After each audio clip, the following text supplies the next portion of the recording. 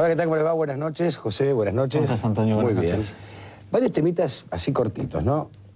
El piquete de la CAMPE de 25 horas en la mañana 9 de julio. Uno puede entender el reclamo, pero no el modo del reclamo. Yo me pregunto en qué ley está escrito que un dirigente piquetero puede repartir planes sociales. Con sinceridad les pregunto, y aparte me cuestiono esto. ¿Es un tema netamente económico o el clientelismo político en lugar de ser el intendente tiene que ser el líder piquetero? Son preguntas que uno se hace, la verdad que no me queda muy claro. Otro que tampoco me queda muy claro es por qué una líder de oposición, como es Elisa Carrió, plantea hoy como iniciativa que la oposición no concurra a la Asamblea Legislativa. Si la oposición en Argentina es legislativa, la oposición real en la Argentina está en el Poder Legislativo, porque no gobierna la oposición. Entonces, ¿es necesario, digamos, fogonear una discusión sin ningún sentido o fogonear enfrentamientos? Y lo otro es el rol de la oposición. Creo que empezar a discutir en Argentina a fondo. Y también empezar a preguntarse por qué faltó Menem.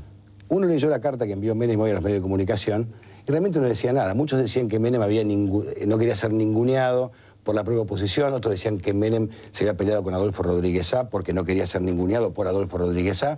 Lo que uno nota es que hay un enfrentamiento muy fuerte, una interna muy fuerte, y esto está, me parece a mí, poniendo a la oposición en un rol que no debería ser.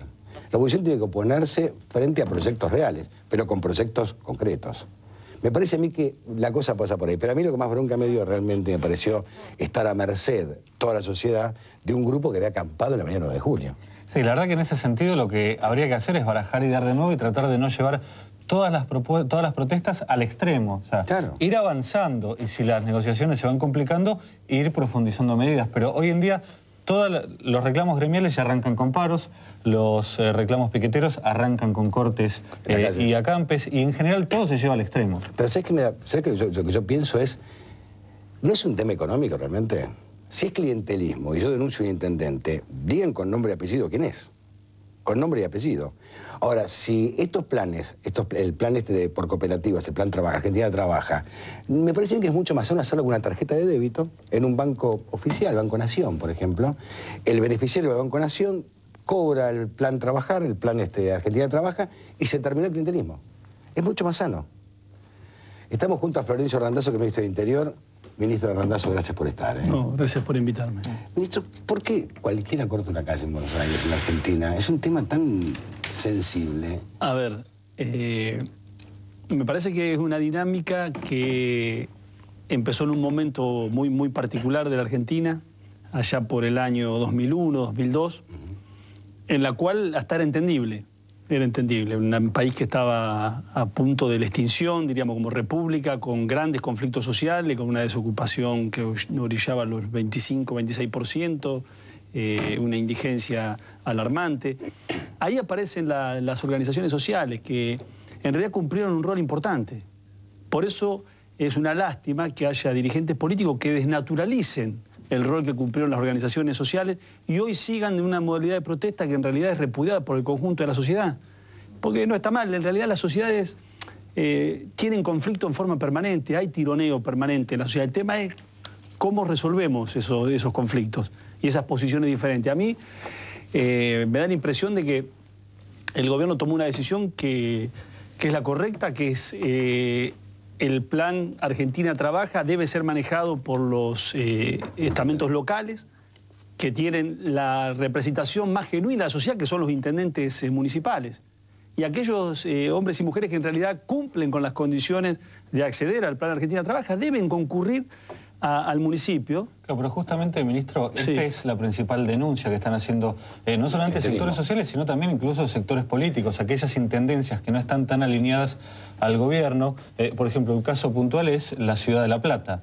No tiene previamente este beneficio y cruzando la avenida 122, que está Pero no es así, mire, no es así. Bruera, digamos, es un intendente que ha sido... No, pero está bien, uno puede ser opositor a un gobierno, puede pensar diferente. Eso no es motivo para que en realidad uno lleve adelante una política de discriminación, porque finalmente las necesidades de los desocupados de La Plata son igual que las de Berisso, que la de Ensenada. Me parece que hay... En La Plata no hay planes y en Berisso. Pero sí que hay planes, sí hay cooperativas funcionando, no es así, hay planes en La Plata, hay planes en Berisso, hay planes en Ensenada, hay planes en La Matanza, hay en Quilmes. de ninguna manera es así. Me parece que lo que tiene que haber frente precisamente a este tipo de reclamo, debe haber un reclamo mucho más civilizado. No me parece que realmente tengan que cortar, como bien señalaba usted, la avenida 9 de Julio para hacer un reclamo de este tipo. Horas. Precisamente, ¿El bueno, Estado pero se muestra como ausente ahí, por ejemplo? no es ausente. Desalojarlos, ¿es un delito? Lo que pasa que no es... Uno no pide represión, el tema, pero ¿cómo resuelve uno un conflicto social? A través de la violencia finalmente termina generando violencia. Entonces nosotros preferimos bancarnos un determinado malestar que se genera con la sociedad y generalmente va contra el gobierno. Sí, siempre. Pero siempre resguardando la integridad física de las personas que finalmente reclaman. Acuérdese usted lo que pasó en la Argentina con el reclamo que terminó con la muerte de Costecchi y Santillán, terminó con un gobierno. Entonces vamos a ir saliendo lentamente y se necesita paciencia, se necesita inteligencia, sabiduría y comprender finalmente que hay problemas todavía en la Argentina y bueno, y esos problemas deben encauzarse en forma responsable. Ahora, ¿usted nota, por ejemplo, la oposición que está jugando un rol demasiado fuerte, como por ejemplo que Elisa Carrió diga que le pidió a los líderes opositores que no vayan a la Asamblea Legislativa, que no concurran? A ver, a mí me parece que por un lado la oposición en general creo que está asumiendo un rol que es equivocado. Me da la impresión a mí que el 28 de junio la sociedad les asignó otro rol, de mayor responsabilidad, de acompañar al gobierno en aquellas cosas que está bien y señalar aquellas que están mal, ser responsable finalmente del futuro de este gobierno, ¿sí? Y no intentar que este gobierno fracase. Cuando este gobierno fracasa, no fracasa un gobierno, fracasa el país. Y bueno, y las declaraciones de Carrión nos tienen acostumbradas, son de una enorme irresponsabilidad. Una irresponsabilidad absoluta, digamos, decir que no van a ir a la Asamblea Legislativa, que tal vez sea el acto institucional más importante que tenga la República, que es el inicio de la Asamblea Ordinaria, donde la Presidenta habla de aquellas cosas que se realizaron durante el año 2009 y plantea cuáles son los ejes estratégicos y de trabajo para el año 2010. Que no vayan porque en realidad hay un planteo de discusión de la asignación de comisiones en el Senado, por lo pronto me parece de una irresponsabilidad realmente mayúscula. Sinceramente se lo digo, me parece que la oposición debe ser una oposición seria, que sepamos lo que piensan. A nosotros nos cuesta mucho saber qué es lo que piensa la oposición. Es decir, la oposición se opone al fondo del Bicentenario. Sí. ¿Qué es el fondo del Bicentenario? La presidenta dice, bueno, hemos acumulado 48.600 millones de dólares de reserva, con un enorme esfuerzo. Nosotros partimos de 8.000 millones de dólares de reserva. Estamos en una política de desendeudamiento como uno de los ejes fundamentales del desarrollo de la macroeconomía argentina. Queremos desendeudarnos. De hecho, la relación de deuda, Producto Bruto Interno de la Argentina, era 140% en el año 2003. En el año 2009 es 40%. Es decir, la relación de deuda con respecto a la producción de bienes y servicios que produce la Argentina. Entonces, queremos seguir con ese proceso de desendeudamiento. Entonces decimos, tomemos parte de esas reservas que hoy nos están pagando el 0,2% y paguemos deuda que vence este año al 15% en dólar. No es más ni menos que esto. Igual el Fondo del Bicentenario en principio es para garantizar el pago, no es que puntualmente se va a utilizar para garantizar el pago, pero si es necesario lo vamos a utilizar, como hemos utilizado las reservas para el pago del Fondo Monetario Internacional y sin embargo en aquella oportunidad, usted recordará, fue en el año 2006, también se decía que bueno, no íbamos a recuperar las reservas, que íbamos a tener problemas, pagamos 9.860 millones de dólares, nos independizamos de aquella receta que imponía el Fondo a la política económica argentina y hoy, ¿sí?, a 3 años vista tenemos 48.600 millones de dólares. Ahora, queremos saber cuál es la propuesta.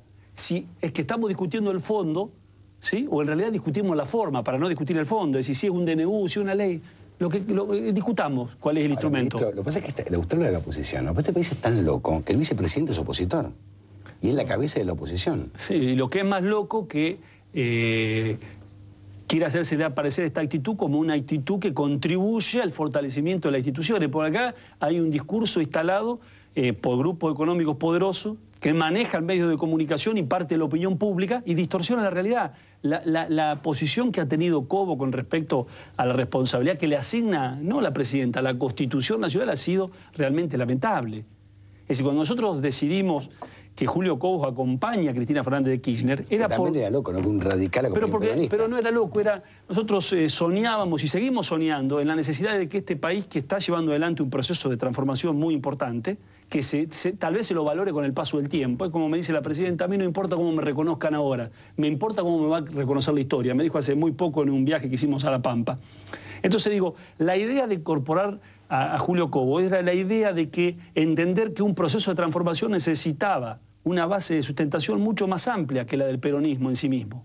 Por eso nos abrimos a otras fuerzas políticas. Ahora, cuando decidimos...